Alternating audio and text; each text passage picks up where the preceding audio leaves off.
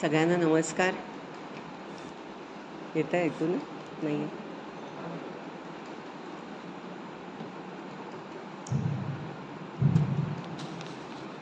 नमस्कार. सगळ्यांनी म्हणूया पहिला श्लोक. वसुदेव सुतं देवं वसुदेव सुतं देवं कंसचाणूरमर्दनं देवकी परमानन्दं कृष्णं वन्दे जगद्गुरुं कृष्णं वन्दे जगद्गुरुं कृष्णं वन्दे जगद्गुरुं. सदाशिवसमारम्भां शङ्कराचार्यमध्यमाम् अस्मदाचार्यपर्यन्तां वन्दे गुरुपरम्पराम्.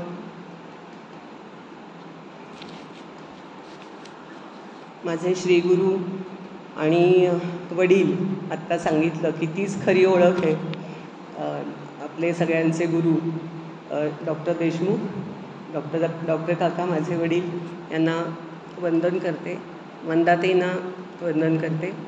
आणि आज इथे उपस्थित आपल्या तिन्ही आचार्या जयश्रीताई, अलकाताई आणि ज्योत्स्नाताई या ज्येष्ठ आपल्या परिवारातल्या आमच्या ज्येष्ठ आहेत आणि त्या आता आचार्या पण आहेत, त्यांना नमस्कार करते. आपण सगळ्या श्रोते म्हणजे जगदीशाच्या मूर्ती, त्यांना तुम्हाला वंदन. आपल्या सगळ्यांचं आत्ता शिवगड चॅरिटेबल ट्रस्टच्या या वास्तूमध्ये आमच्या जॉईंट सेक्रेटरी निलिमा लिमये हिने स्वागत केलेलंच आहे. मी परत एकदा तुमच्या सगळ्यांचं स्वागत करते. इथे काही जण पहिल्यांदाच उपस्थित आहेत, त्यात तुमच्या सगळ्यांचं छान मनापासून स्वागत. आणि हा सगळा अभ्यासवर्ग आपण खूप खेळीमेळीच्या छान वातावरणामध्ये करणार आहोत. डॉक्टर काका नेहमी सांगतात की परमार्थ हा गंभीर चेहऱ्याने करायचा नसून तो गंभीरतेने करायचा असतो असं. त्यामुळे आपण त्या पद्धतीने हा नेहमीच वर्ग होतात आणि हा पण आपण तसाच घेणार आहोत. तर या नामसाधना शिबिराच्या निमित्ताने आपण इथे जमलो आहे आज एकत्र. तर हा मला असं वाटतं किंवा असाच एक वस्तुस्थिती आहे की हा एक केवळ योगायोग आहे असं समजू नका की योगायोगानेच मला हे कळलं आणि म्हणून मग मला जमलं म्हणून मी आले किंवा आलो असं याच्यामध्ये नसून त्याच्यामागे सुद्धा म्हणजे हे आपण इथे आलो आहे, तुम्ही इथे आलात या 3 दिवसाच्या शिबिरासाठी, हे कार्य झालेलं आहे. म्हणजे ही घटना घडलेली आहे आणि त्याच्यामागे नेहमी काय असतं, एखाद्या घटनेच्या मागे कारण असतं, बरोबर? कार्य कारण भाव असतो.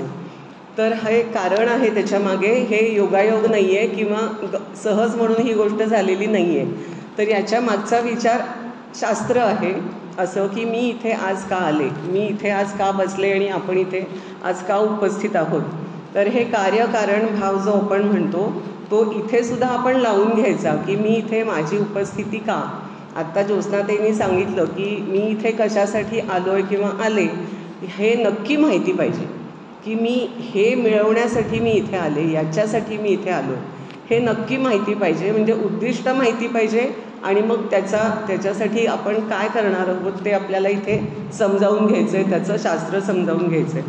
त्यामुळे असा हा कार्यकारण भाव आहे.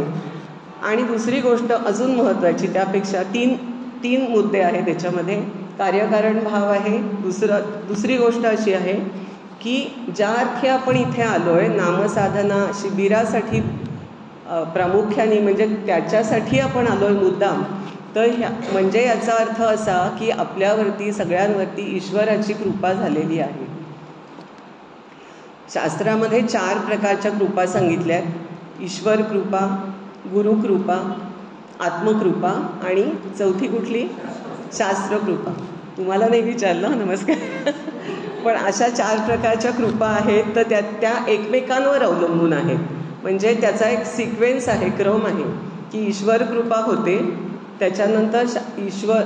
त्याच्यानंतर गुरुकृपा होते, गुरुकृपेमुळे शास्त्रकृपा होते आणि म्हणजे शास्त्र समजतं.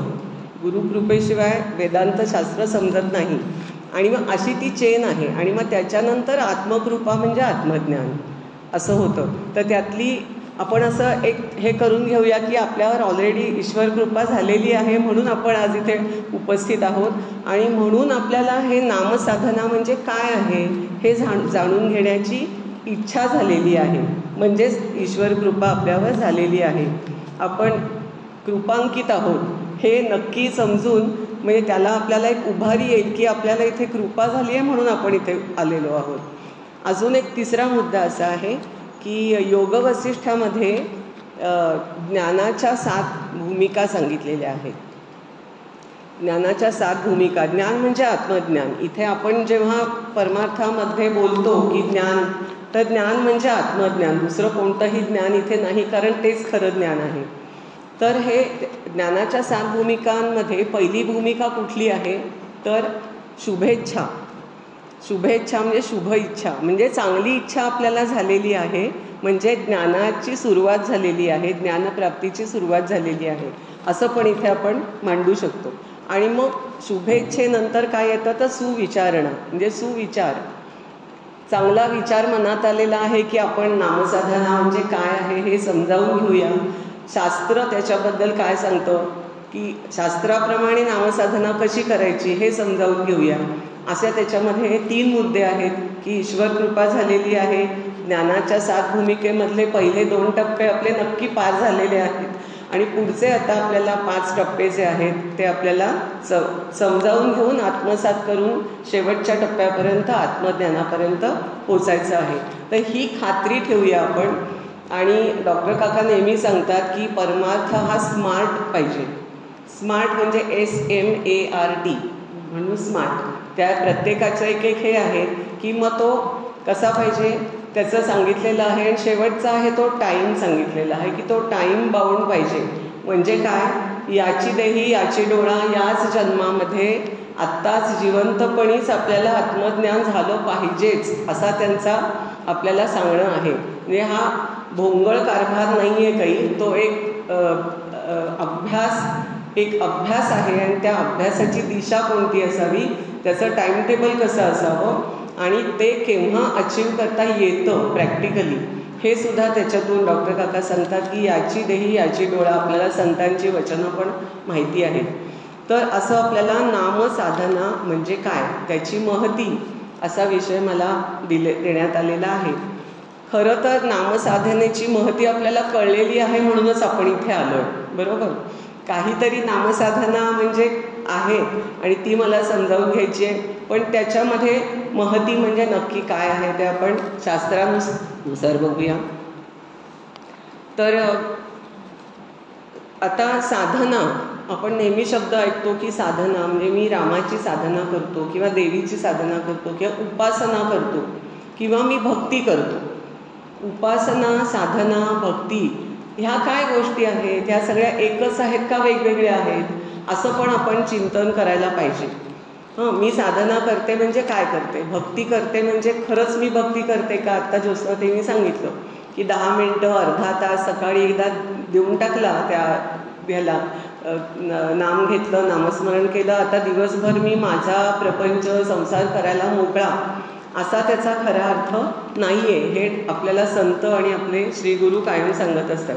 तर साधना आणि उपासना ही 2 साधनं आहेत आणि डॉक्टर काका नेहमी सांगतात की प्रत्येक गोष्टीला त्याचं मूल्य आणि मर्यादा असते. मूल्य आणि मर्यादा प्रत्येकाची ठरलेली आहे.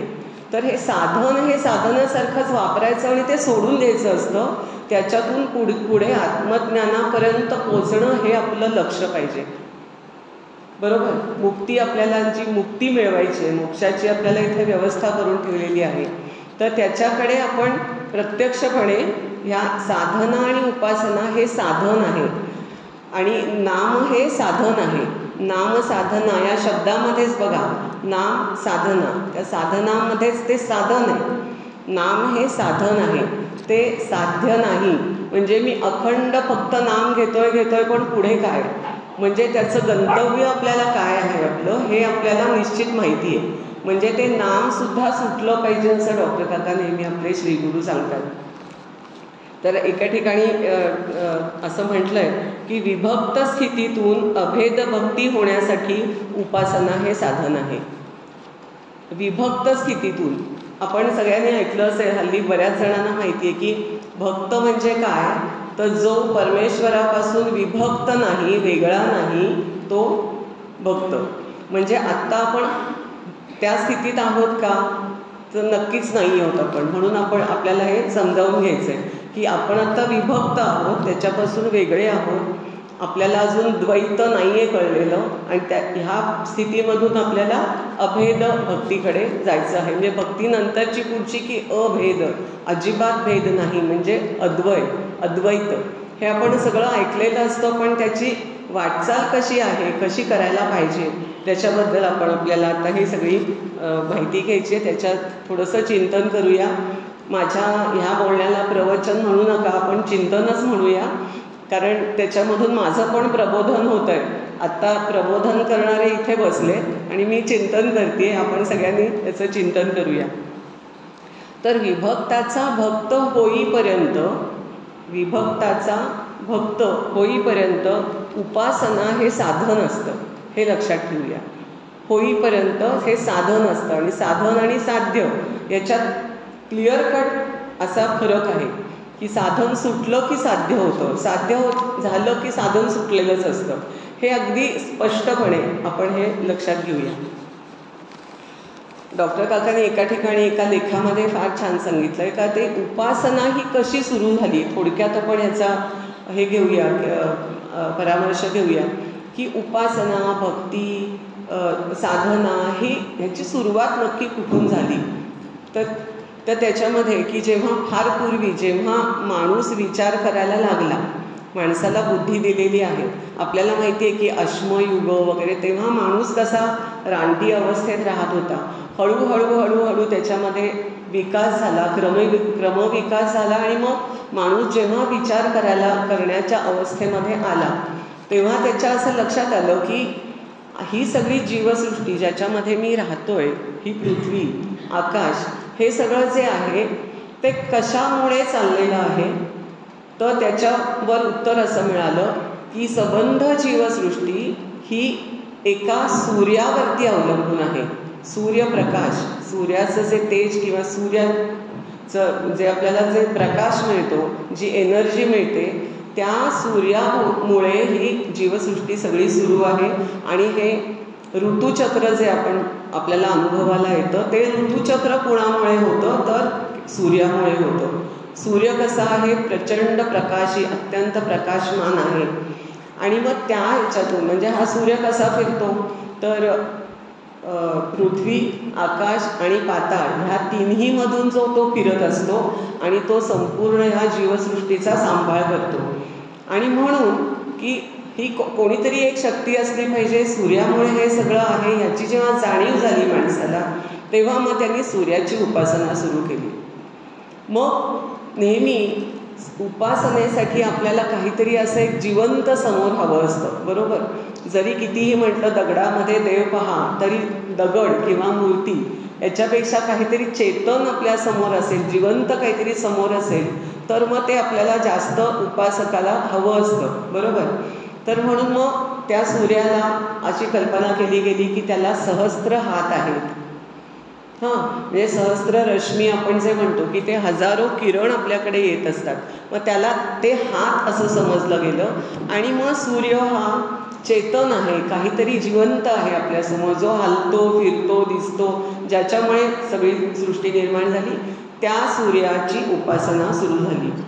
आणि मग आपल्याला माहिती आहे की आपण सुद्धा सकाळी उठल्याबरोबर सूर्याचे आभार मानतो की बाबा सूर्य उगवला म्हणून आपण आहोत, उद्या सूर्य उगवला नाही तर काय होईल, हा पण सध्या अलीकडे विचार सुरू आहे. त्यामुळे एनर्जीचा स्रोत काय आहे, तर सूर्य आहे. इथून उपासनेला सुरुवात झाली. मग ह्या सूर्याला विष्णू असं नाव दिलं गेलं. विष्णू या शब्दाचा अर्थ आहे की तो सर्वत्र भरून राहिलेला. विष्णू, विभू, संपूर्ण जगतामध्ये भरून राहिलेला म्हणजे विष्णू असं त्याला नाव दिलं गेलं. कारण सूर्य तिन्ही लोकांमधून फिरतो आणि तो सगळीकडे भरून राहिलेला आहे.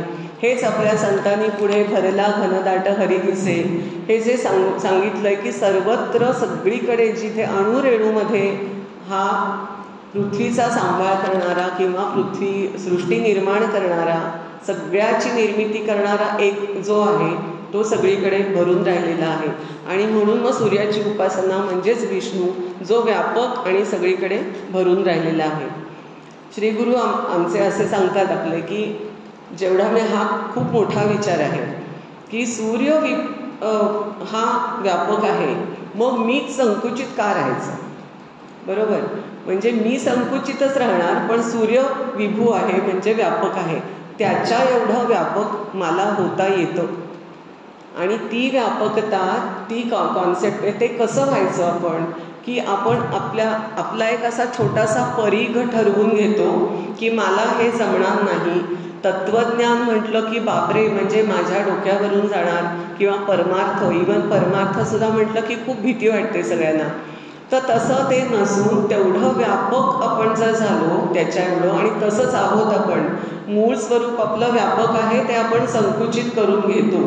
त्यामुळे मी व्यापक आहे, तेवढाच व्यापक आहे, हा विचार श्री गुरु आपल्याला देतात. आणि तसा विचार आपल्याला नक्की करता येतो आणि त्याच्यावर आपल्याला चिंतन करता येतं की मी व्यापक कसं झालं पाहिजे. कारण होता येतं हे आपल्याला श्री गुरूंनी सांगितलेलं आहे.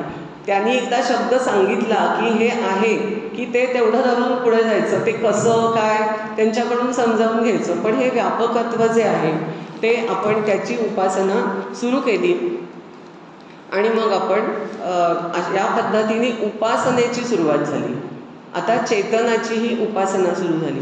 त्याच्यानंतर ऋषी जे आपण ज्या ऋषींनी ध्यान केलं त्या ऋषींना हे सगळं ज्ञान मिळालं आणि त्यांना ऐकू आलं, त्यांना कळलं, आणि ते त्याने सगळं लिहून ठेवलं आहे. आणि ते आपल्याला वेदांतशास्त्रामध्ये सगळं हे आपल्यासाठी मानवासाठी हे सगळं त्यांनी लिहून ठेवलं आणि तेच आपले वेद आहेत. आणि या वेदांमध्ये जगामधलं सगळं ज्ञान लिहून ठेवलेलं आहे. सगळं जे काय आत्ता चालू आहे, पुढे होणार आहे, ते सगळं वेदांमध्ये लिहून ठेवलेलं आहे. आणि म्हणून मग आपण अशी आपली विकास होत गेला माणसाच्या उपासनेचा. आणि आपण आत्ता इथपर्यंत येऊन पोचलो आहे की मग आपल्याला आता सद्गुरूंचा लाभ झाला आहे. आपल्याला समोर सद्गुरू आहेत, त्यांच्याकडून आपण जास्तीत जास्त हे समजावून घ्यायचं आहे.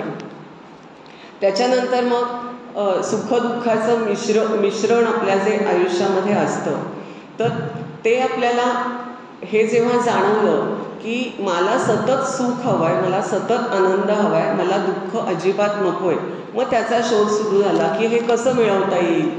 आणि मग आपल्याला आपल्या संतांनी सांगून ठेवलं की याचा काय मार्ग आहे. आपल्याला सतत सुखाची सोय आहे, पण ते आपल्याला कळत नाही. आणि मग ती आपल्याला कशी साधनेमधून मिळवता येईल. तर नामसाधना हा त्याच्यातला एक भाग आहे. याच्यामध्ये असं लिहून ठेवलेलं आहे शास्त्रामध्ये की 4 आपल्याकडे हे होऊन गेली, युग होऊन गेली, 3 होऊन गेली, आता आपण 4थ्या युगामध्ये आहोत, कलियुगामध्ये आहोत. तर त्या युगामध्ये आपल्याला हे सांगून ठेवलेलं की ह्या युगामध्ये या प्रकाराने मुक्तीची व्यवस्था आहे. असे 3 याच्यामध्ये सांगितलेले आहेत की सत्ययुगामध्ये, द्वापार युगामध्ये, आणखी 3रं युग आहे त्याच्यामध्ये. या 3ही युगामध्ये वेगवेगळ्या सोयी होत्या, वेगवेगळ्या व्यवस्था होत्या. पण कलियुगामध्ये फक्त आपण आत्ता तोच विचार करायचा आहे की कलियुगामध्ये नामसाधना हाच मुक्तीचा मार्ग सांगितलेला आहे. कलियुगामध्ये नामसाधना, नामस्मरण हा अतिशय सोपा, म्हणजे म्हणायला सोपा पण करायला अवघड. आपल्याला आत्ता सांगितलं की भक्ती सोपी वाटते पण तितकी सोपी नसते, पण सोपी करून घेता येते हे नक्की आहे. तर कलियुगामध्ये नामसाधना हेच मुक्तीचं, मोक्षाचं साधन आहे हे नक्की. म्हणून आपण त्याच्यावरती आता त्याच्या साधनेसाठी समजून घेण्यासाठी आपण इथे आलो. तर हा शिबिरामागचा आपण उद्देश आता बघितला की नामसाधना हे सुद्धा शास्त्र आहे, हे आपण समजावून घेऊया की परमार्थ हे खरं शास्त्रच आहे. आपल्याला काय वाटतं की फिजिक्स याला आपण शास्त्र म्हणतो. सायन्स हा शब्द जास्त कळतो आपल्याला शास्त्रापेक्षा, बरोबर. फिजिक्स फिजिक्स शास्त्र आहे, केमिस्ट्री हे शास्त्र आहे, पण परमार्थ हे शास्त्र आहे का? किंवा ते आहे हे खूप जणांना माहिती नसतं. जेव्हा अभ्यास करायला लागतो, जेव्हा आपण जसा सांगितला आहे तसा अभ्यास करायला लागतो, तेव्हा त्याची आपल्याला प्रचिती येते. आणि तसा प्रकारचा अभ्यास डॉक्टर काका मंदाताई आपल्याला सांगतात की शास्त्र हे शास्त्रासारखाच त्याचा अभ्यास झाला पाहिजे. आता शास्त्राची आपण व्याख्याच बघूया. म्हणजे शास्त्राची सुद्धा व्याख्या आहे. आपल्याला काय माहिती आहे की व्याख्या या शास्त्रामध्येच असतात, फिजिक्समधल्या शास्त्र असतात, केमिस्ट्रीमध्ये असतात, पण शास्त्राची सुद्धा एक व्याख्या सांगितली आहे. तर ती अशी आहे की अप्राप्त शास्त्रम अर्थवत. अप्राप्त शास्त्रम अर्थवत म्हणजे जो विषय अन्य कोणत्याही प्रमाणाने समजत नाही, कळत नाही, त्या विषयाची सिद्धी ज्याच्यामुळे होते त्याला शास्त्र असं म्हणतात. परत एकदा सांगते, जो विषय अन्य कोणत्याही प्रमाणाने, प्रमाण पाहिजे, एखादं प्रमाण पाहिजे, स्टँडर्ड म्हणतो आपण ते, की या स्टँडर्डनुसार, तर कोणत्याही प्रमाणाने जे समजत नाही, कळत नाही, त्या विषयाची सिद्धी ज्याच्यामुळे होते त्याला शास्त्र असं म्हणतात. म्हणून परमार्थशास्त्रामध्ये 2च प्रमाणं आहेत. एक संत वचनांचं प्रमाण आणि शास्त्राचं प्रमाण. हे असं का, याला हे शास्त्र. हे असं का, हे संतांनी गुरूंनी सांगून ठेवलं आहे. त्यामुळे माझ्या मनाला येईल तशी मी साधना करीन हे इथे अभिप्रेत आपल्याला नाही आहे, कारण त्याने आपल्याला जे पाहिजे ते साध्य होणार नाही. शास्त्रानुसार आपल्याला जायचं आहे. म्हणून खुद्द शंकराचार्यांनी सुद्धा शास्त्राची जी एक व्याख्या केली आहे ती बघूया की शास्त्र हेतुत्वा धर्माधर्म विज्ञानस्य अयम धर्मः अयम अधर्मः इति शास्त्रम. हे धर्मानुसार आहे आणि हे धर्मानुसार नाही, हे कोण सांगतं? हे शास्त्र सांगतं. म्हणून शास्त्र हेच प्रमाण पाहिजे, संतांची वचनं हेच प्रमाण पाहिजे. माझ्या मनाला येईल तशी साधना करायची नसते. हे याच्यातून आपल्याला मुद्दा तो आहे आपला. आणि समर्थांनी सांगून ठेवलं आहे की कसंही साधन केलं, आपल्याला मनाला येईल तसं, जमेल तेव्हा, तर त्याचा उपयोग होत नाही. समर्थ काय म्हणतात? न जाणता कोटीवरी साधने केली परोपरी, परी तो मोक्षाचा अधिकारी होणार नाही. संपला विषय. होणार नाही म्हणजे काय? कितीही तुम्ही साधना करा, मनाला येईल तशी, परोपरी कितीही प्रकाराने करा, पण ती न जाणता केली, समजावून न घेता केलं, तर ती व्यक्ती, तो साधक मुक्तीचा अधिकारीच होणार नाही. म्हणजे मुक्ती तर आणखी पुढेच राहील. याचा अर्थ असा आहे की मुक्ती म्हणजे काय आणि नामसाधना म्हणजे काय, जी आपल्याला आत्ता करायची आहे, तर ती जाणून घेऊन, त्याच्या मागचं शास्त्र समजावून घेऊन आपण साधना करायचे. त्याचं फळ नक्की वेगळं असतं असं त्यांना सांगायचं आहे. त्यामुळे मोक्षाचा अधिकारी आधी व्हायला पाहिजे. मग अधिकारी होण्यासाठी आपल्याला आधी ते साधन कसं वापरायचं हे आधी कळलं पाहिजे. कुठलीही गोष्ट करायची असेल तर ते वापरायची कशी, दिलेली हातामध्ये आलेली वस्तू, तर मग आपल्याला त्याच्यातून काही बनवता येईल. तर ते साधन कसं वापरायचं, त्यामुळे समर्थांची ही अगदी स्पष्ट सांगितलेली गोष्ट आहे. कितीही म्हणजे मी समजावून न घेता कितीही नुसतंच राम राम राम राम म्हटलं तर त्याच्यातून आपल्याला जे फळ पाहिजे ते मिळणार नाही.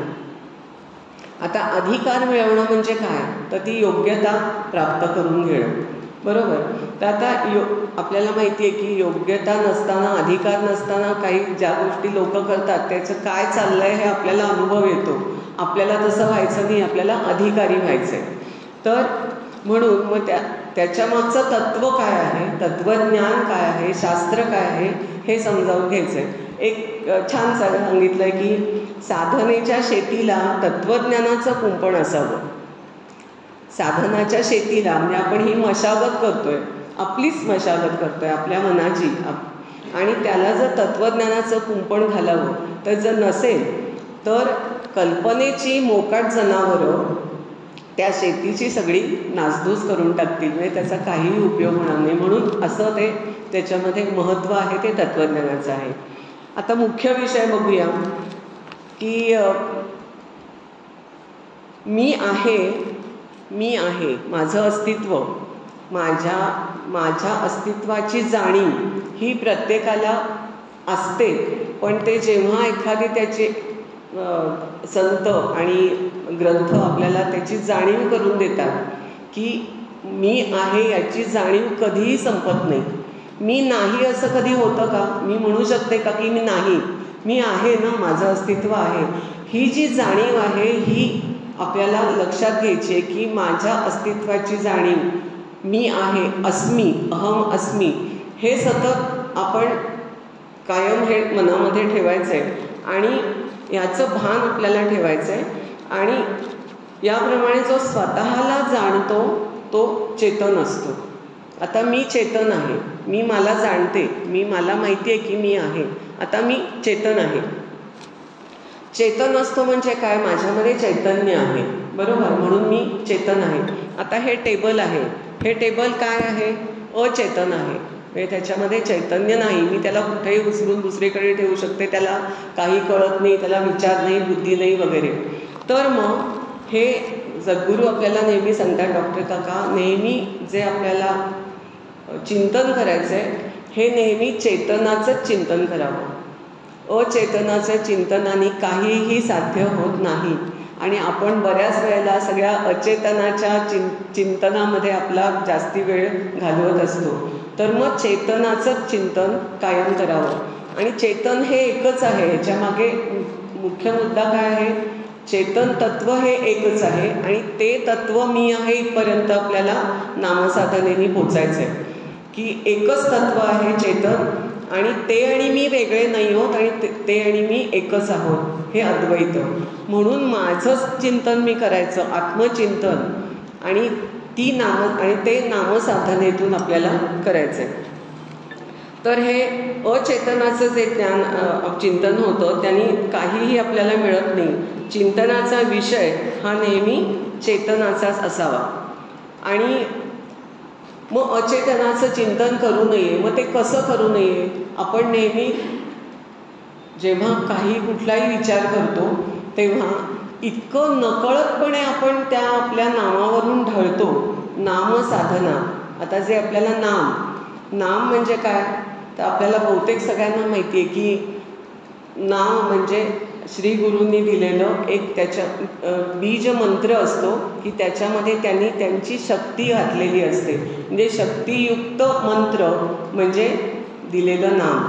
त्याच्यामध्ये 2 प्रकार आहेत की एक आता जे आपण बघितलं ते सबीज नाम, की त्याच्यामध्ये श्री गुरूंची शक्ती असते, आणि ते शक्तियुक्त नाम म्हणजे त्याला सबीज नाम म्हणतात. आणि जे असंच मनाने आपण घेतो की कोणीतरी दुसरा घेतोय म्हणून, किंवा समाधीवरून घेतलेलं, असं काही प्रकार आहेत की फोटोवरून घेतलेलं, असं पण ऐकलेलं आहे, असं करतात. तर त्याच्यामध्ये ते बीज नसतं, ती शक्ती नसते, आणि त्याला निर्बीज नाम असं म्हणतात. तर हे सबीज नाम आणि निर्बीज नाम. तर ज्या निर्बीज नामाचं फळ काय आहे सांगितलं आहे. शास्त्र इतकं सुंदर आहे ना की 2 नामं आहेत.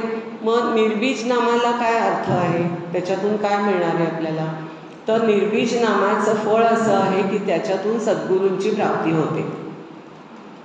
निर्बीज नाम जर कोणी घेत असेल मनाने आपल्या, किंवा कोणीतरी आपण समाधीवरून किंवा फोटोवरून, त्याचं फळ नक्की आहे की सद्गुरूंची प्राप्ती. आणि सबीज नामाचं हे फळ नक्की आहे की त्याच्यातून मुक्ती मिळणार आहे, मोक्षप्राप्ती. म्हणजे सद्गुरू प्राप्ती आणि मोक्षप्राप्ती. म्हणजे असे हे शास्त्र आपल्याला सांगतं, इतकं छान सांगतं की जे मी करतोय त्याचं फळ काय हे आपल्याला कळतं, आणि मग काय मिळवायचं आहे ते आपल्याला कळतं. म्हणजे त्या मंत्रामध्ये ती शक्ती असली पाहिजे. जी शक्ती असते, समजा निर्बीज नाम घेत असेल कोणी, किंवा म्हणजे सद्गुरूंनी न दिलेलं, तर त्याच्यातली शक्ती जागृत करण्याचं काम हे श्री गुरु करतात.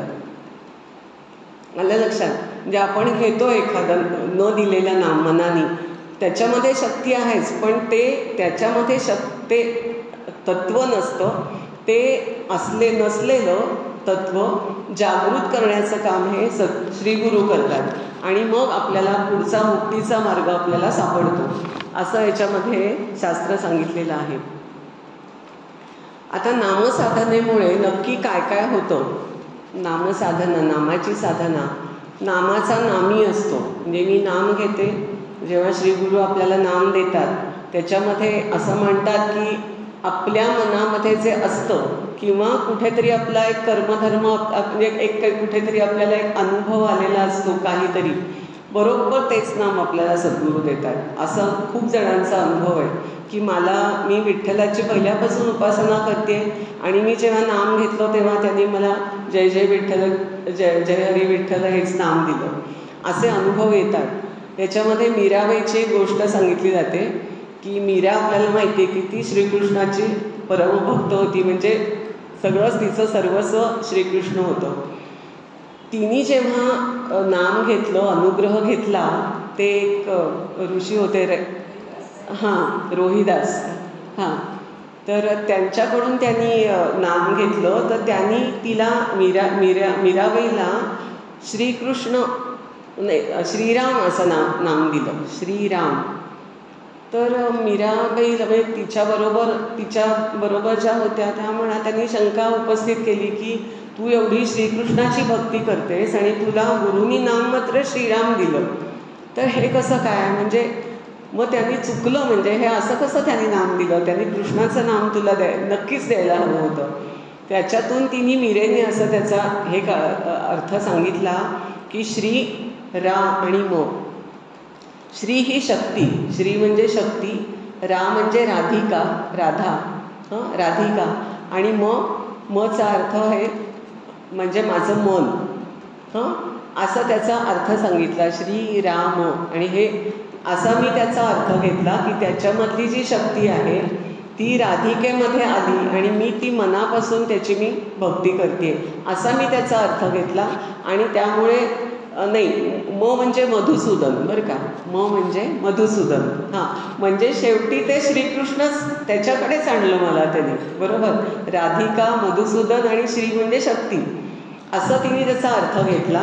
म्हणजे तिच्यामध्ये तेवढा तो विचार होता, तिला शंकासुद्धा आली नाही की मला श्रीराम कसं काय नाव दिलं. याच्यातून आपल्याला एक कळतं की हे सगळे एकच आहेत, फक्त त्याची अवतार वेगळे वेगळे आहेत, पण आपण तसं मानत नाही. पण तरीसुद्धा जेव्हा श्रीगुरू आपल्याला नाम देतात तेव्हा त्याच याने आपल्याला त्याचं भक्ती म्हणजे नाम घ्यायचं असतं आणि साधना करायची असते.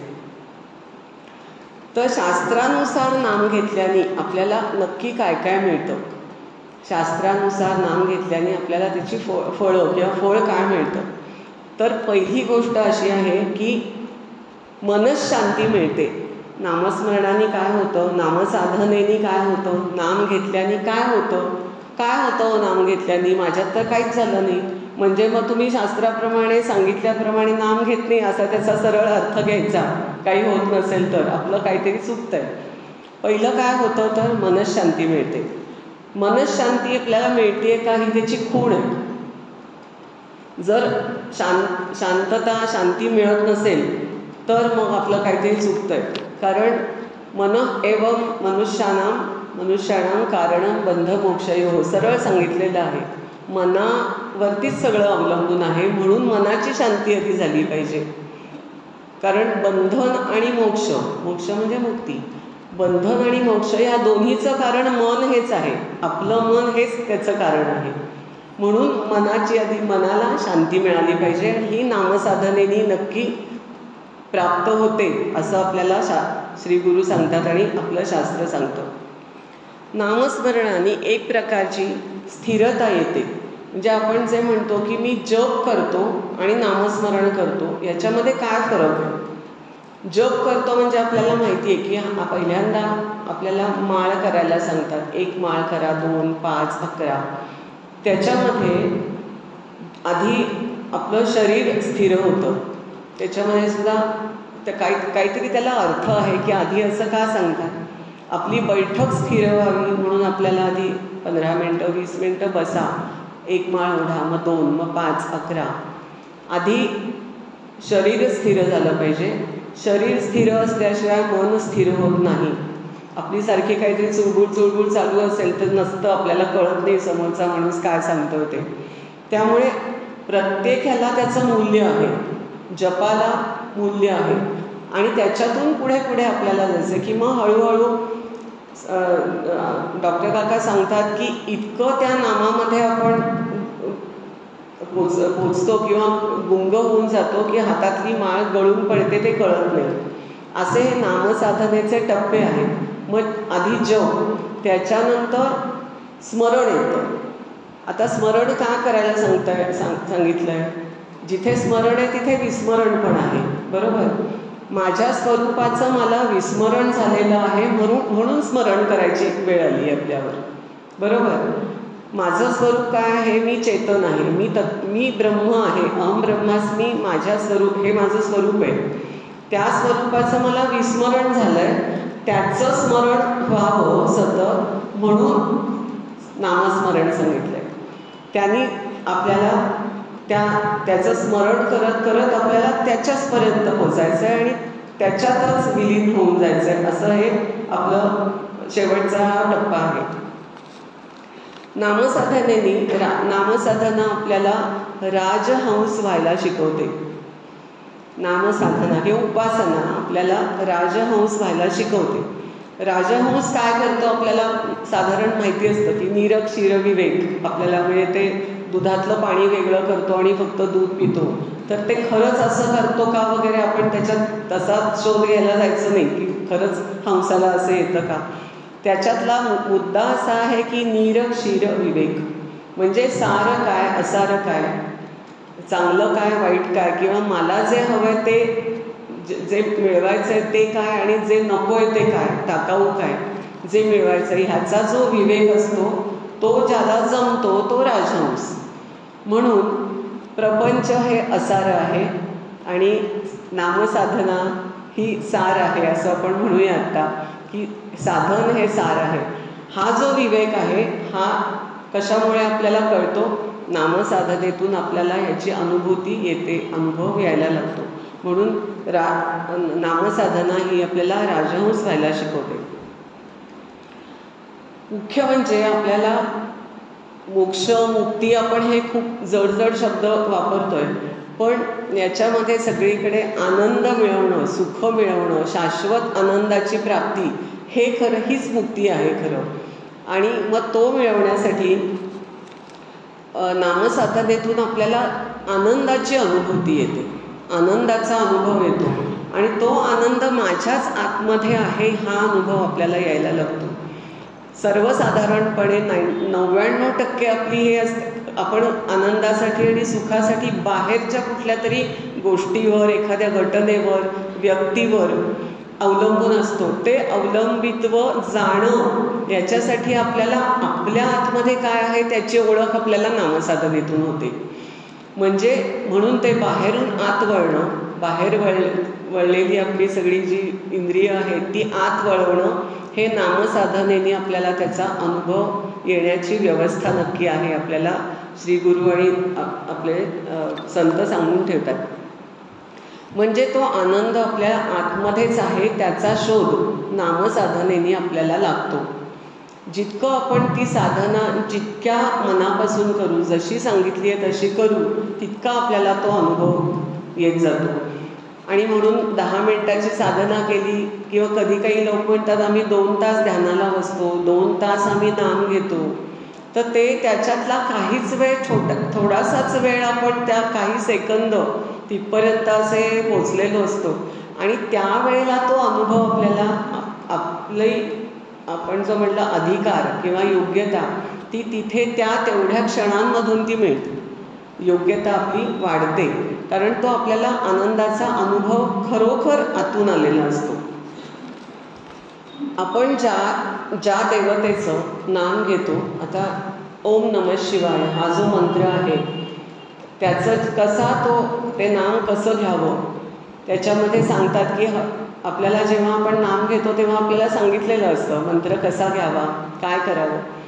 तर जेव्हा आपण खरंच मनापासून तो मंत्र म्हणतो, नाम घेतो, त्यावेळेला ती देवता आपल्या सन्निध असते असा अनुभव आपल्याला आला पाहिजे. म्हणजे हे टप्पे आहेत, आपल्याला अनुभव आला पाहिजे की ते शंकर खरोखर माझ्यासमोर माझ्या अगदी जवळ आहेत किंवा श्रीराम माझ्या जवळ आहेत, कारण आपण त्याच्या रूपाचं सुद्धा त्याच्यामध्ये कायम ध्यान करत असतो सांगितल्याप्रमाणे.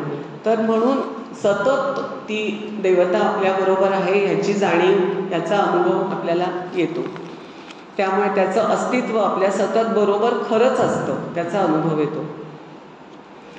नामसाधनेने आपण मगाशी म्हणजे म्हटलंच की याची देही याची डोळा, आपल्याला ह्याचा अनुभव घेण्याची ही व्यवस्था आहे नामसाधना. आता मुक्ती ही काय असते, म्हणजे ह्याच्यातून आपल्याला जे मिळवायचं आहे ते नक्की काय आहे, ती मुक्ती किंवा मोक्ष म्हणजे असा साक्षात्कार होतो का, असा लाईट दिसतो का, किंवा कोणी येऊन आपल्याला डोक्यावर हात ठेवलाय, काय अनुभव येतो, तर ती संपूर्ण ज्ञानमय स्थिती असते. मुक्ती म्हणजे पूर्ण ज्ञानमय स्थिती असते. आणि आपले सगळेचे आविर्भाव असतात, म्हणजे माझ्या व्यक्तिमत्वाचे, मी अमुक आहे, मी तमुक आहे, मी यांची मुलगी आहे, यांचा मुलगा आहे, किंवा माझा, हे सगळे जे आविर्भाव असतात ते सगळे बाजूला होतात आणि फक्त स्वची जाणीव शिल्लक राहते. असं जेव्हा होतं तेव्हा आपली नामसाधना बरोबर चाललेली आहे हे पण आपल्या लक्षात येत जातं. दुसरं म्हणजे असा एक अनुभव सांगतात किंवा आपल्याला पण अनुभव येतो की माझ्या आयुष्याचा आता कंट्रोल नाही म्हणतायत मला, काय नियंत्रण म्हणू आपण, माझ्या आयुष्याचं नियंत्रण माझ्याकडे असलं पाहिजे. माझ्या आयुष्याचं नियंत्रण माझ्या हातात पाहिजे. जसं होईल तसं होईल.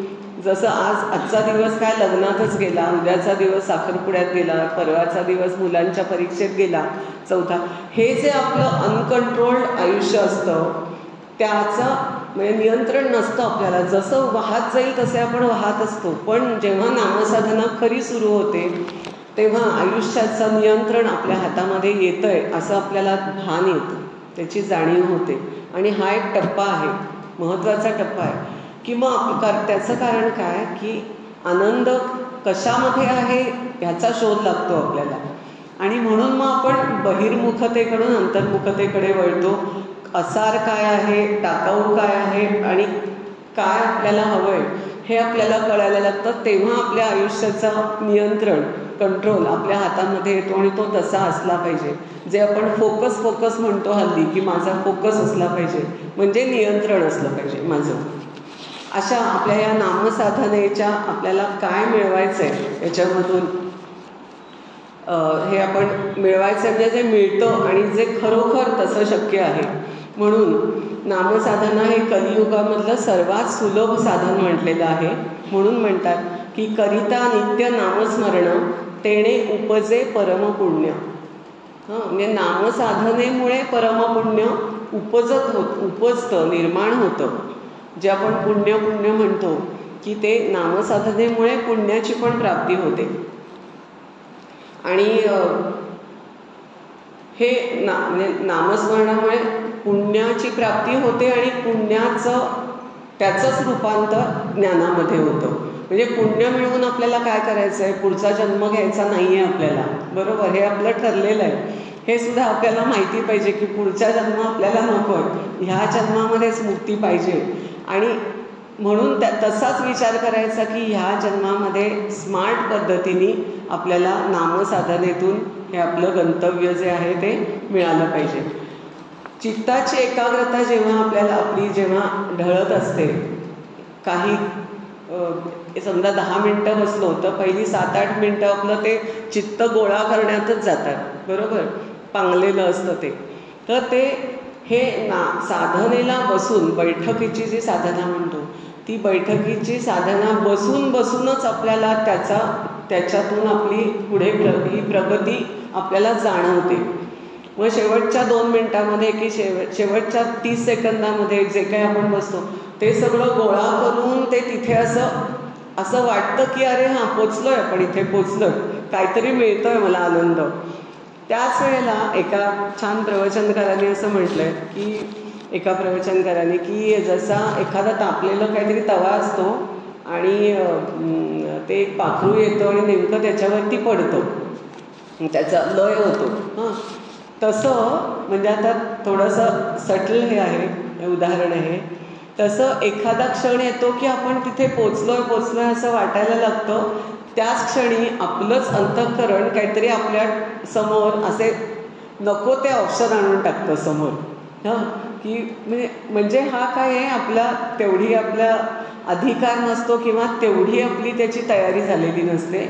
म्हणजे त्याचीसुद्धा तयारी तेवढी आपली नसते झालेली, की अरे मी इथे काहीतरी मला आनंदाचा क्षण मिळतोय, पण तेवढ्याच समोर 4-5 वेगळे ऑप्शन येतात. मग आपण असं म्हणतो की आता बास आज ध्यान बरं का, आता हे बघूया. म्हणजे ते परत पांगण्याची इतकी व्यवस्था तिथे चोख आपणच केलेली असते. ह्याचा हा पण अनुभव येतो आपल्याला. म्हणजे थोडंसं आपण घाबरतो त्याला हे करताना, की अरे पोचलोय पण नको, आता आपण थांबूया. म्हणजे हे प्रारब्धामध्ये नाही आहे, हे क्रियम आणि कर्माचीच गोष्ट आहे. खरं माझ्या हातामध्ये आहे. तिथे आपण जागरूक असायला पाहिजे. तिथे आपण जागं असायला पाहिजे, सावध असायला पाहिजे, की त्याचा अनुभव येत असताना मग करंटेपणाने थांबायचं नाही. आपण ते पुढे जायचं त्याच्यामध्ये. आणि त्याच्यासाठी सुद्धा एक आपल्याला तो मनाचा निग्रह लागतो, की नाही, मला अजून 5 मिनटं बसलं की मला काहीतरी आनंद मिळणार आहे, अनुभव येणार आहे. असे आपल्याला खूप छान काय काय उदाहरणं आपल्याला सांगतात किंवा अनुभव सांगतात, आणि त्याच्यावरून आपल्याला त्याची दिशा मिळते. आणि याप्रमाणे थोडंसं मला जे काय चिंतन मांडता आलं तेवढं मी मांडलं आत्ता. नामसाधना, नाम हे साधन आहे. त्या साधनेचा उपयोग करून आपल्याला मुक्ती मिळवायची आहे. त्यामुळे काय आहे ते आपल्याला स्पष्ट आहे. तिथे कसं पोचायचं आहे याचं आपल्याला आता आपण मार्गदर्शन घेणार आहोत. इथे एवढं बोलून मी थांबते. जय जय रघुवीर समर्थ.